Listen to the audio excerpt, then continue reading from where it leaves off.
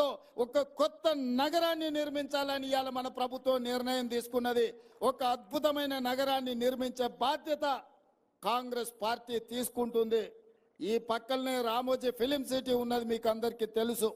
Ramoji film city దేశంలో ఉండే cinema షూటింగ్లకు ఈరోజు ఉపయోగపడుతుంది.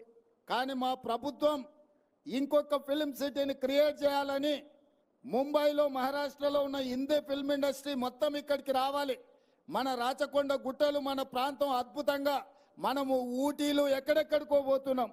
ఒక్కసారి మునుగోడు వెనుక ప్రాంతము, ఇబ్రాహీంపట్నం ముందు ప్రాంతం, రామోజీ ఫిలిం సిటీ పక్కల నుంచి ఆ తండాలకు నేను ఎన్నికల ప్రచారంలో పోతే అద్భుతంగా మనకు ఊటీ కంటే అద్భుతంగా మన ప్రాంతం కనిపించింది.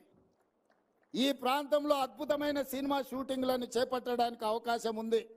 రాచకొండ ప్రాంతాన్ని